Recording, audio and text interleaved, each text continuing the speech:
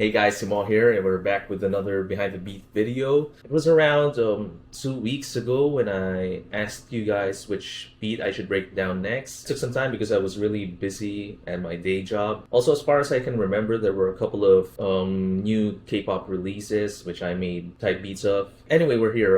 As I observed in the poll I made for quite some time, especially the first days of the poll, I noticed that the Woke Up in Tokyo type beat got majority of the votes, and I was surprised seeing that the Hands Up type beat is now the highest voted in that poll. The difference in the votes is just small. You can say it's a close fight between those two. Yeah, let's break down this beat. This beat is called Waterfall. It's this beat.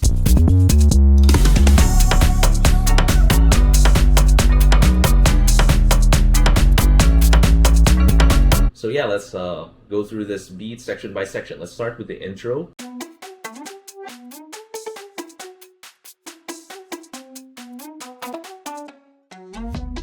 The intro was intentionally made to not sound full. We only have these percussion elements here. We don't have a kick. Notice that? We don't have the doom, doom, doom. We don't even have a snare. We only have the claps here.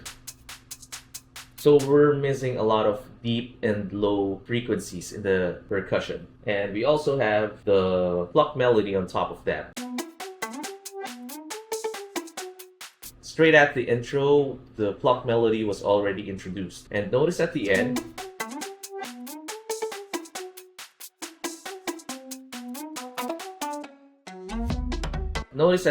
we have a break here in the percussion. Only the melody was left playing. So yeah, just like my other beats, the reason for that is so that the next section will sound bigger. But in reality, the verse already sounds bigger even without the break. But this just helps make the verse have a bigger impact. If you notice in the percussion, we got introduced with this drum kit.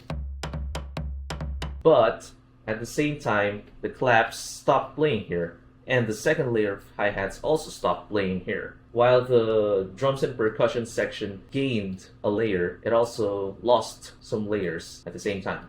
And aside from that, look at this. This first hi-hat layer, it's the same one here, but it was pitched down already. Can you hear that? It sounds lower compared to the one in the intro. This one sounds more closer to the real thing, and it has more high frequencies. It sounds brighter, and also the hi-hat layer in the intro is louder compared to the hi-hat layer in the verse. The difference is not so big, but you can see it here. For example, the first note, remember the size compared to the size of this one here in the verse. It's much smaller. You can pause the video if you need to, but it's up to you if you need to double check that. Yeah, we also have the sound effects.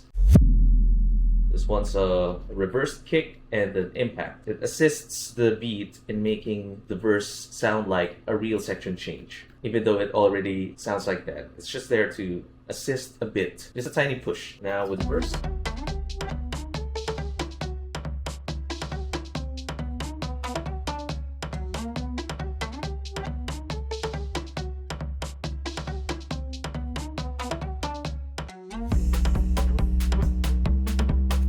Also have a break here, and the claps were reintroduced in this section. And yeah, we also have the second layer of the hi-hats. The first layer of the hi-hats were removed this time. We also have a break here. Just like here in the intro going to the verse, the break helps in making the change of elements sound less abrupt. Let's go back to the intro. I'm just gonna let you hear what the beat sounds like if there's no break in the percussions. So this is what it sounds like.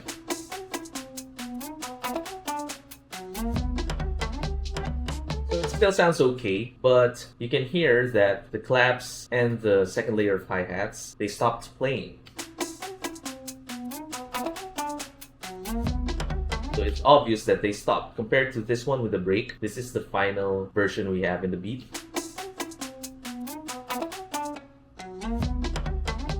Because there's a break in the percussions, you kind of forget that there's claps here. I mean, you unconsciously forget that there's claps and a second layer of hi-hats playing. So yeah, so our brains are tricked into thinking that this is just a continuation of the intro. But actually it's not, because some elements changed.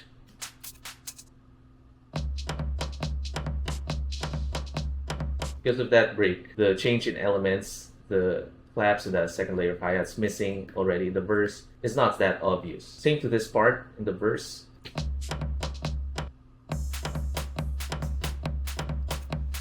You also have a crash here. Like I always say before, it's there to help in the section change, there to assist the impacts too. Yeah, it's in this case it's not a section change, but it's a chunk of the verse. The second chunk of the verse. The verse is divided into 3 chunks in this beat. And this one, the crash and the sound effects help the listeners identify that we're in the second chunk already. Most people probably won't notice there's a difference in the claps from the intro and the verse. So let's listen to the drums and percussion only. Here's the intro. Here's the claps. And here's the one in the verse. Can you hear that? Just gonna solo the drum kit and the claps.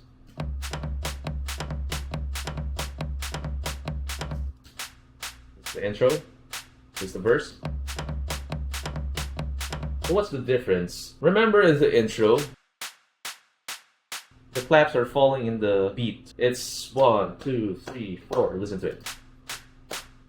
1, 2, 3, 4. 1, 2, 3, 4. And in the verse, it's already different.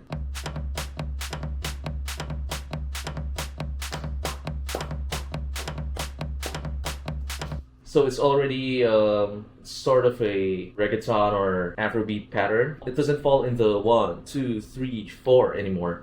So if it's not clear yet, let me just let you hear what the verse sounds like if we use the rhythm of the claps in the intro. This is what it would sound like. Still works, but it's not what I need. For me, it sounds like it's a build-up towards the pre-chorus or chorus. Good? 1, 2, 3, 4, 5. Compared to this one, this is the final rhythm of the claps that we have in this beat.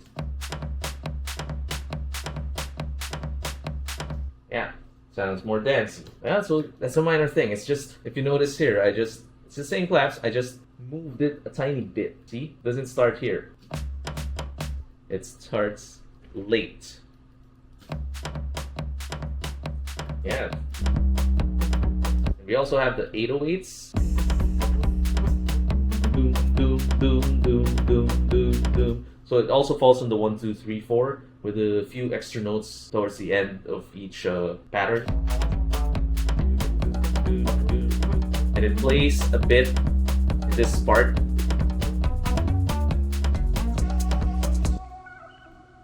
And in this part, in this second half of this chunk, we also got introduced into 2 additional percussion elements. We have this one, this is a shaker. So it adds energy to the percussion. It also makes it feel like we are rushing. And then we also have this percussion part.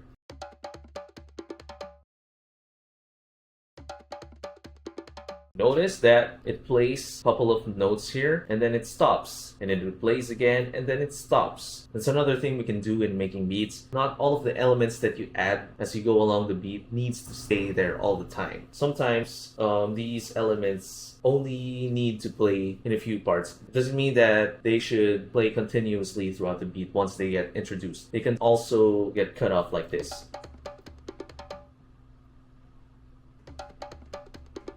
And then towards the next chunk,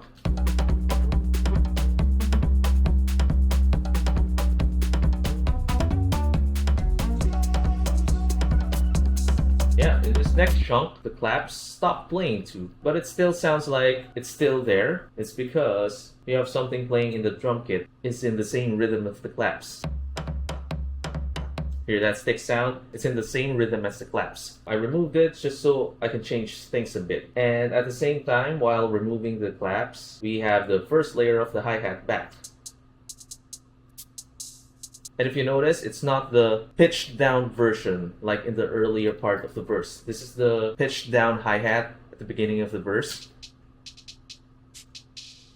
And in the last chunk of the verse, this is what we have now. So it's back to the realistic sounding, the one that's closer to the real sound of the hi-hats, just like in the intro. So it's not pitched down anymore. Aside from that, if you notice this is the percussion, the same percussion that played and stopped and played and stopped. Now it's playing continuously. That's an element change already.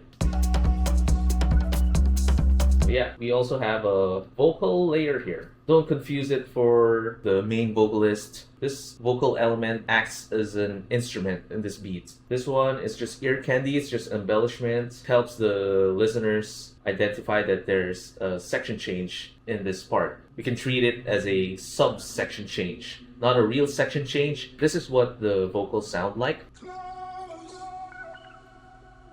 So it's got a ton of effects. It's also made that way so that by the time that someone uses this beat, their main vocals won't sound interfered by this vocal ear candy, because the final main vocals is gonna sound like a real person. Meanwhile, this won't sound like a real person. So yeah, they won't clash with each other.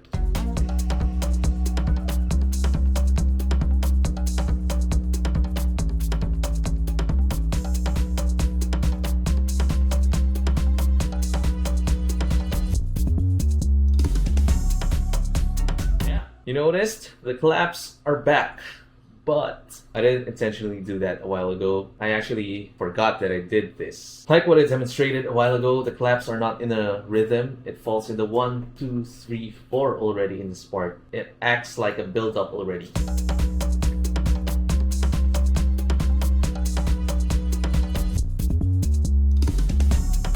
Crazy. Yeah, we also have the crash again. I didn't really notice this when I was talking about this chunk earlier. The pluck melody changed already. It's not the normal. Even though I made this beat, there's still some hidden elements for me. I just noticed this. I forgot to talk about it. That if you listen to the pluck melody in the intro, let's go back to the intro. And then in the first part, verse. Then here, in the second chunk, what happened? It was pitched down an octave. This is the first chunk. It's high. And this is the second chunk. It's lower.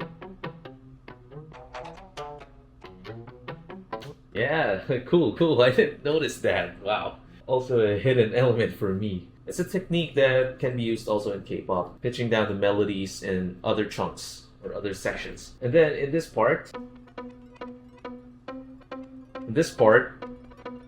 the melody is already gone. We're left with this just 1, 2, 3, 4. But it's not noticeable. I mean, I didn't even notice it.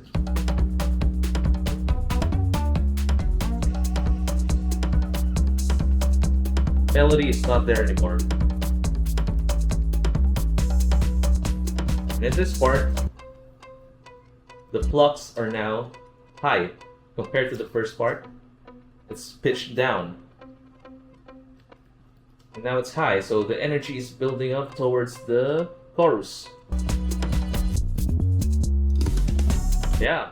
We also have a break here. Started with this semi-break. We were left with the 2 layers of the hi-hats. But just like in the intro, we're missing the kick and the snares. So we're left with a high percussion sounds.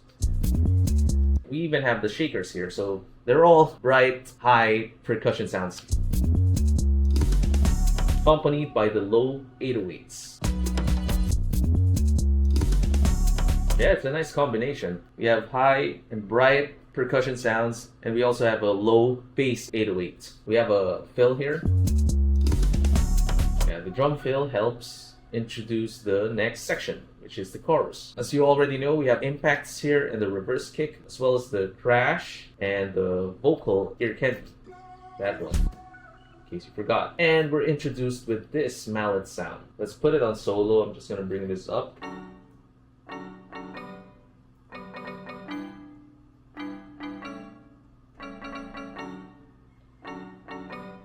So for the first time in this beat, we're introduced with an element that represents chords. So yeah, we have multiple notes being played at the same time. So yeah, that's a chord. Just like what I kind of showed you guys in my previous band and beat videos. Because in the previous sections, the only elements that have pitch are the 808s, the pluck melody, and the vocal ear candy. They're all mostly just single notes, right? And then here, the chorus, we're introduced with the mallets, which represent chords, not just single lines.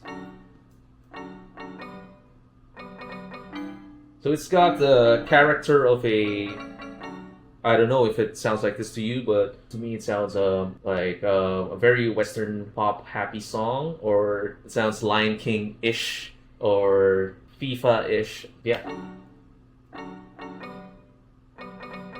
It totally changes the mood of the beat. It's now a positive, dancey tune compared to the badass sounding intro and verse. I made it to catch the vibe of the reference track, because in the reference track, it's also badass but a bit dancey-ish, happy-ish in the chorus.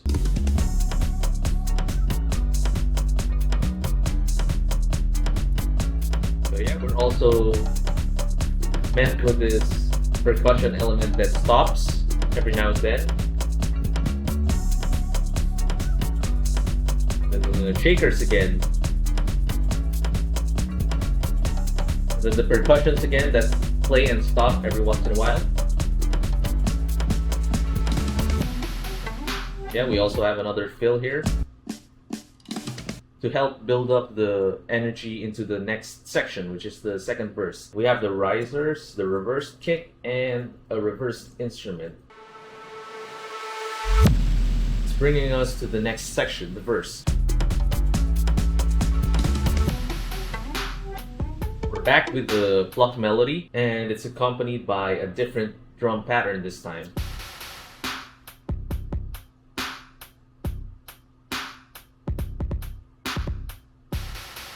Back with the hi-hat. Okay.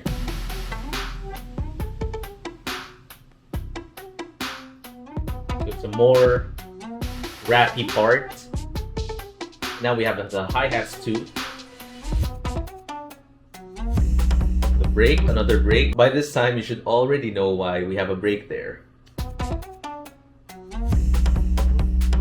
Yeah, let's go through this quickly.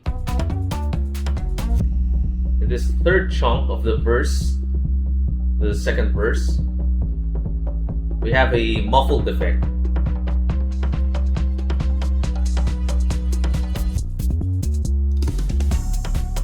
In the first verse, we didn't have that. In the second verse, we have the muffled effect, which is opening up as the song goes by. You know what? Just gonna display it here on the screen so that the people who are new to my videos will see what I mean. So it's muffled this way and it's opening up. Slowly opening it up.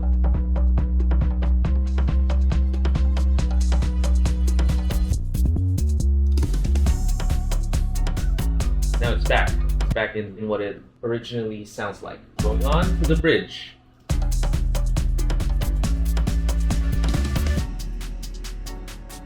Now the bridge is a chill part. It's got strings. This is the only part where this element plays. Sounds relieving. Takes us away from the badass vibe we had a while ago. This is what it sounds like in context with the whole beat. Still have the mallet and the percussions here, the same layers as the intro.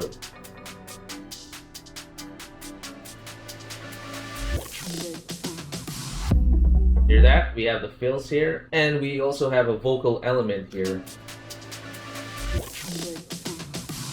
It's like a break it down type of vocals here. It's not part of the main vocals, because the main vocals are you guys. This one's just there to accompany the drum fill.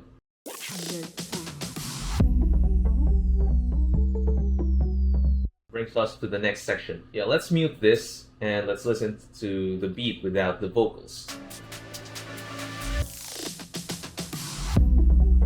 Yeah, I find that it sounds better with the vocals here. So what do you guys notice about this section?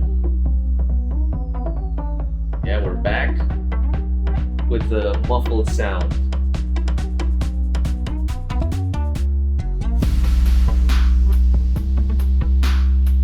Yeah. We got the same drums here, which we had in the second verse, this drum pattern. It's reintroduced in the outro.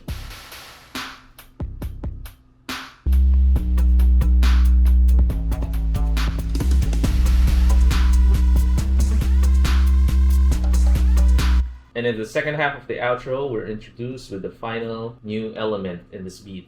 It's the screech sound.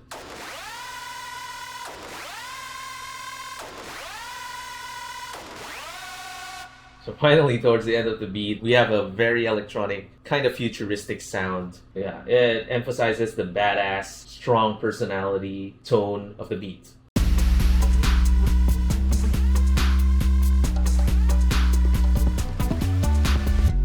Yeah, that's the end of the beat. As I always say at the end of these Behind the Beats videos, I hope you had fun and learned a lot. See you guys around, bye.